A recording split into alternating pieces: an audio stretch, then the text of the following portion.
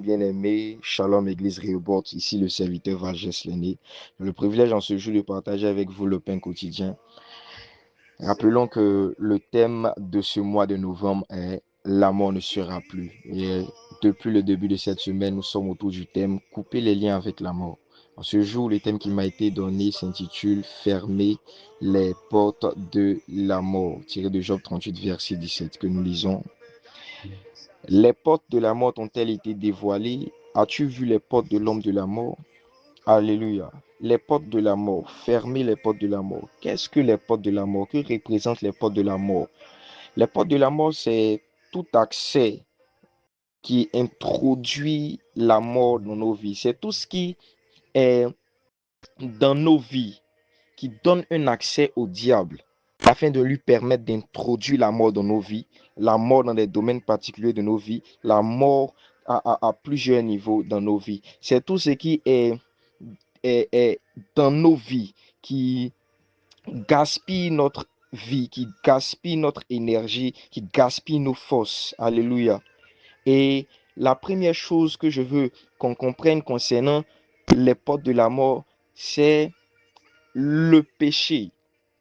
Parce que le péché est l'une des plus grandes portes que le diable utilise afin de pouvoir introduire la mort dans la vie des chrétiens, la mort dans la vie des hommes. Le péché, lorsqu'il est dans la vie de quelqu'un, introduit la mort. Et quand je parle de la mort, il introduit la mort dans plusieurs domaines. Il introduit la mort dans la vie spirituelle du chrétien, dans la mesure où il déconnecte le chrétien de Dieu. Peut introduire la mort dans certains domaines de sa vie, introduire la mort au niveau de sa santé, introduire la mort dans ses finances à tous les niveaux. Le péché est une porte que Satan utilise de nos jours afin de pouvoir nous vider de ce qui est en nous, nous vider de l'énergie spirituelle vitale que l'Éternel a mis en nous. Romains 6, verset 23, le salaire du péché, c'est la mort. Le salaire du péché, c'est la mort. Donc la mort marche avec le péché.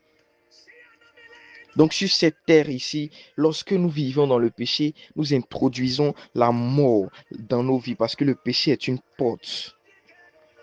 Et même après notre parcours sur cette terre, ceux qui auront demeuré dans le péché mourront encore de la seconde mort parce que la mort marche avec le péché. Et le péché est une porte à fermer afin de s'éloigner de la mort. Alléluia. La deuxième chose que je vais mettre en évidence ici concernant les portes de la mort, c'est l'amertume et tout ce qui est maladie de l'âme. L'amertume et tout ce qui est maladie de l'âme.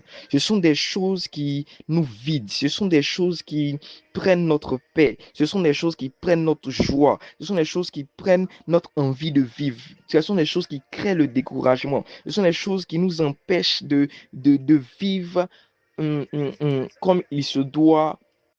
Ce sont des choses qui, lorsqu'elles sont dans nos vies, en parlant de l'amertume et de tout ce qui est blessure, maladie de l'âme, ce sont des choses qui même peuvent nous déconnecter de Dieu, de notre relation avec Dieu. Ce sont des choses qui ont la capacité de tuer notre joie de vivre. Or, la Bible dit, soyez toujours joyeux.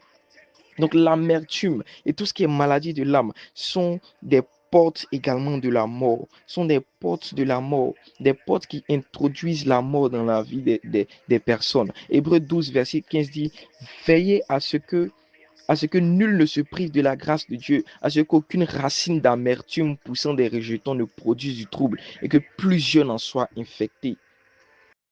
L'amertume et tout ce qui est maladie de l'âme sont des choses qui ont la capacité de produire la mort, de faire introduire la mort dans nos vies. Ce sont des choses qui ont la capacité également de nous déconnecter de Dieu, de nous déconnecter de notre relation avec Dieu.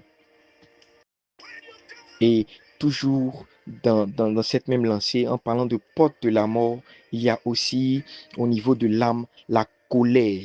La colère, cette colère qui n'est pas maîtrisée. La Bible dit en Éphésiens 4, verset 27, lorsque vous vous mettez en colère, que le soleil ne se couche pas sur votre colère. et ne donnez pas accès au diable.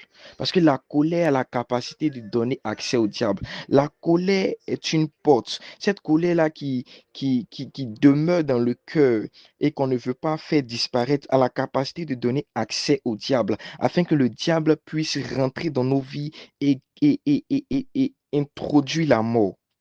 Le diable peut se baser sur notre colère pour bloquer plusieurs aspects de nos vies. Le diable peut se baser sur notre colère pour introduire la mort dans nos vies, introduire la mort à plusieurs niveaux dans nos vies. Voici pourquoi ce sont des choses auxquelles nous devons également faire attention. Et la troisième chose que je veux dire rapidement sur les portes de la mort. La Bible déclare dans le psaume 1. Heureux l'homme qui ne marche pas selon le conseil des méchants, qui ne s'arrête pas sur la voie des pécheurs et qui ne s'assied pas en compagnie des moqueurs, mais qui trouve son plaisir dans la loi de l'Éternel, qui la médite jour et nuit. Il est comme un arbre planté près d'un courant d'eau, qui donne son fruit en sa saison et dont le feuillage ne se flétrit point. Tout ce qu'il fait, lui, réussit. Il n'en est pas ainsi des méchants, ils sont comme la paille que le vent dissipe. Donc l'homme qui médite l'homme qui ne se laisse pas corrompre par les mauvaises compagnies et qui demeure dans la parole de Dieu, qui demeure dans la présence de Dieu, est comme un arbre planté près d'un courant d'eau, planté près d'une source d'eau vive, près d'une source de vie.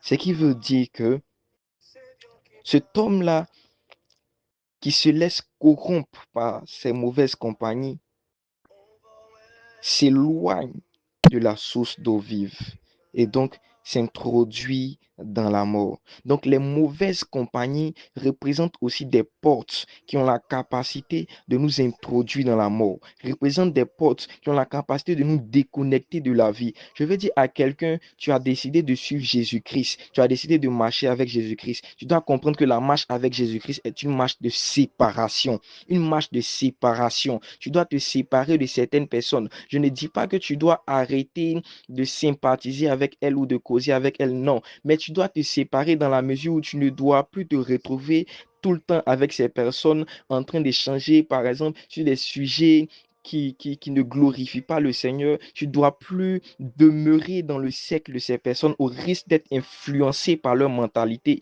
au risque d'être influencé et de te déconnecter de la vérité et de te déconnecter de la source d'eau vive. Parce que les mauvaises compagnies corrompent les bonnes mœurs. Les mauvaises compagnies corrompent les bonnes mœurs. La marche avec Christ est une marche de séparation. Donc, tu dois donc avoir la capacité de déterminer tout ce qui est dans ta vie qui représente une porte de la mort et t'en éloigner. Pourquoi? Parce que si tu ne le fais pas, tu risques de rentrer dans la mort et de te perdre. Tu risques de rentrer. Comment donc s'éloigner des portes de la mort? Comment donc fermer les portes de la mort? Comment donc les fermer? Job 38, 17 dit quoi? Les portes de la mort ont-elles été dévoilées? As-tu vu les portes de l'homme de la mort? Donc, ta capacité à fermer ces portes va dépendre d'abord de ta capacité à savoir, à comprendre, à discerner ces portes-là. À discerner ces portes. Proverbe 1, verset 17. Mais en vain jette-t-on le filet devant les yeux de tout ce qui a des ailes. Devant les yeux de tout ce qui a des ailes. Donc, c'est ta capacité de voir, ta capacité de comprendre, ta capacité de savoir, ta capacité de connaître, de discerner ces portes-là qui te permettra de les fermer. Donc, tu dois prier pour dire, Seigneur, ouvre mes yeux. Seigneur, donne-moi le discernement de voir, de savoir, de connaître, de comprendre ce qui est dans ma vie, qui est une porte spirituelle, qui est une porte qui produit la mort dans ma vie. Si ce sont des compagnies, donne-moi de voir cela et de m'en éloigner. Si c'est un péché particulier qui est dans ma vie, que je ne connais pas forcément, donne-moi, Seigneur, ouvre mes yeux afin que je discerne cela et que je coupe ces liens, que je ferme ces portes-là. Si c'est une douleur qui est dans mon âme, si c'est un manque de pardon, si c'est une amertume, quelque chose que j'ai gardé en cœur contre quelqu'un, ouvre mes yeux sur cela. Dévoile-moi cela afin que je puisse, par ton esprit, fermer ces portes-là. Pour que je puisse demeurer dans la vie. Pour que partout où dans ma vie, la mort s'était installée, la mort puisse disparaître. Parce que la mort ne peut pas disparaître de ma vie si les sources, les portes par lesquelles la mort passe ne sont pas fermées. Donne-moi le discernement illumine les yeux de mon cœur, afin que je vois avec précision, afin que je discerne avec intelligence, afin que je discerne ce qui est dans ma vie, qui introduit la mort et qui empêche la mort de partir. Que ce soit un péché, que ce soit une amertume, que ce soit des personnes, des mauvaises compagnies, que ce soit un problème au niveau de mon caractère, que ce soit un problème de colère.